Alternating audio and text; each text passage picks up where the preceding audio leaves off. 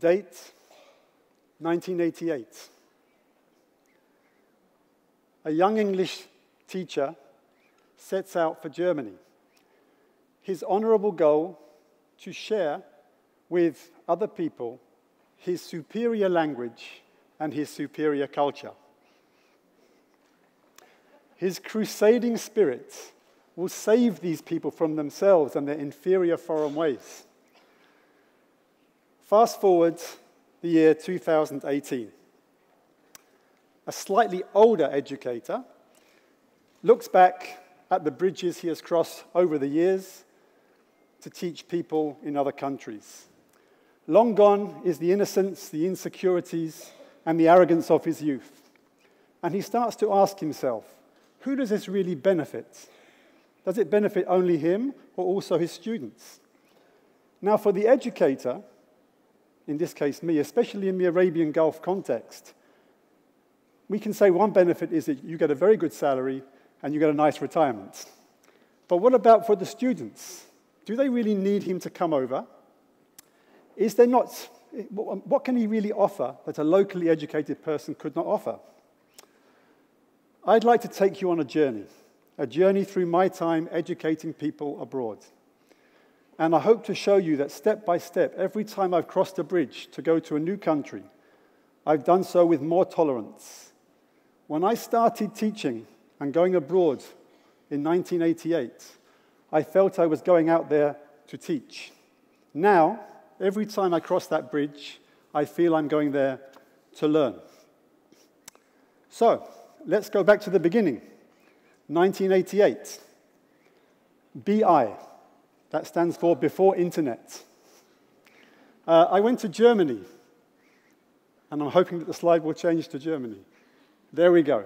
This town is Lübeck, a beautiful town in the north of Germany. I was actually a language assistant, and I was working in a school. And the great thing was that it helped me, living there for 1 year, to change my perceptions of what Germans are. If you grow up in the UK, unfortunately, we still think back to the last century and 2 world wars. I'm pleased to say I loved living in Germany, and I didn't want to leave. However, I had to go back and graduate. So I went back, I graduated, and then I headed off for Spain, the land of sombreros, the land of fiesta, the land of people having a siesta under a tree while their donkey chews on some straw. Okay, that sounds a little bit racist, I know, and it's a little bit naive. But this was the kind of image that we saw in the media. So how was I to know? In fact, it seems that we grow up always thinking that our culture and our country is the best in the world. Then we travel and we start to see that maybe this is a myth that we need to deconstruct. Now, some people, unfortunately, they're not able to travel. But I've been lucky. I've managed to travel in my life. So I've been able to make contextual judgments about the cultures that I've gone to see. So, back to Spain, my adventure in Spain. I went to the northeastern region of Catalonia, and this beautiful bridge is in Besalú, which is not far from where I was actually staying. What did I find there? Did I find Spain? Absolutely not. I found a region with its own language, its own unique culture, the home of surrealist art and a fiercely independent people. And as I traveled around the rest of Spain over 7 years, every place I went, I found that each region had its own cultural makeup. I really reveled in the fact that people there, they worked to live rather than living to work. And for the first time in my life, I started to look over my shoulder. I started to look at my culture from my country and make comparisons between the culture where I was now living. I suddenly realized that my culture perhaps is not the benchmark for other cultures. I suddenly realized that maybe I can learn from this culture. And for the first time, I suddenly started thinking, maybe, just maybe, this culture is better. So, from the south to the north, my next port of call was the Netherlands. And I had 3 really, really nice years there, really happy years, coming to terms with the fact that not all Dutch people are hedonistic liberals, which is what we kind of see when we look at Amsterdam. I lived in the north, agricultural, conservative, with a very strong work ethic among the people, and also a real sort of sense of pragmatism in the way that they carried out their lives. Now, sometimes they were liberal, but that was only when they were actually, I would say, finding it pragmatic to be liberal. This is the place where I actually ended up, Leeuwarden. So I did not experience this live and let live that I'd expected. What I did experience was summed up in this Dutch phrase, dit zijn de regels. In English, these are the rules. And I wasn't expecting this in Holland. For me, this is more Germanic. But I wouldn't tell that to the Dutch, because the Dutch don't always like the Germans. And so, we come to the Gulf.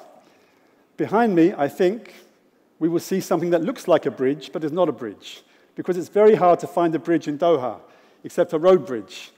But it kind of looks like it, and it's a nice picture. I've lived in the region now for 18 years, in the cosmopolitan cities of Dubai, Doha, and Sharjah. When I came here with some trepidation, because the binary divisions of culture were much greater than before. It was the year 2000, and within 1 year, we would all have experienced 9/11, and the psychological divisions and ideologies between East and West would become hardened even more. In these 18 years, I've seen a lot of educators who've come over to the region, and some have settled and done well, but others have actually really, really suffered. They haven't stayed for more than a year, sometimes not even 3 months. If I ask myself why that is, I think that it's probably because it was their first assignment abroad, and the cultural differences were too big. But also, I believe that they had an inbuilt suspicion of the target culture. But what about me? How did I feel when I arrived here? Well, I took great benefit from my sojourns in Europe to help me to settle in.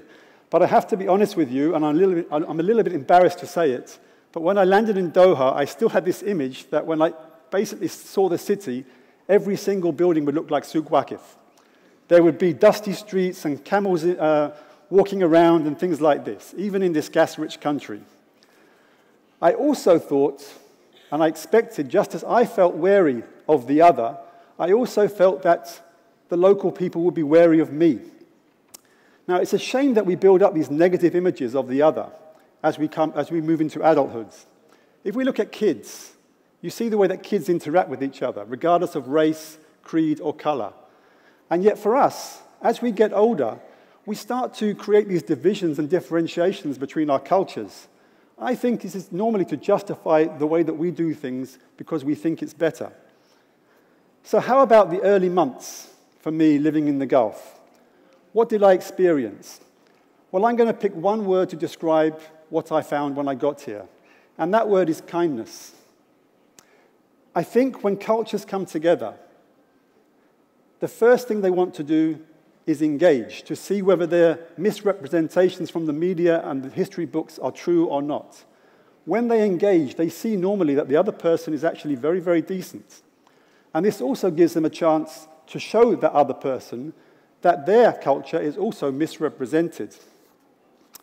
In the classrooms that I've taught in the teachers' rooms that I sat in, and also outside educational institutions, this is what I have experienced in this region and beyond. Kindness. In this region, from Gulf nationals, from other Arab nationals, and from the many other diasporas who populate this part of the world. In my classes, I've taught Gulf nationals alone, and I've also taught multinational classes. And all I've ever received is gratitude. Gratitude for my efforts from these students, much more than I ever experienced in the West. Now, does this mean that the negative imageries that we have of the other don't exist? I would say no, of course they exist. There is no smoke without fire. But this should not be our focus. I want to give you an example of what I mean. Many years ago in Doha, I was in a conference talking about, I actually wasn't talking, I was actually a participant, and the session was about cultural differences in the classroom when the teacher is an expat educator and the students are locals. And I gave a comment, and then an Arab delegate turned round to me and said, "Excuse me, but you don't understand our culture, so you don't have the right to have an opinion." I was shocked, you know, and then I thought, well, I better be careful how I answer this question. So I thought about it, and then I said to this person, Maybe I don't understand your culture, but I accept it. And I also accept that for 95% of the time, we are exactly the same. The cultural differences only account for 5%. You know, many universities around the world, they offer courses in cultural differences. Sometimes I feel if we had courses in cultural similarities, we would not live in such a divisive and a divided world. But I've been talking about me until now. And at the beginning I said, what about the students? So what benefit do they get from having me as an educator, for example? Now, some people would argue, with the penchant for othering that I talked about earlier, that they're getting a superior education from abroad.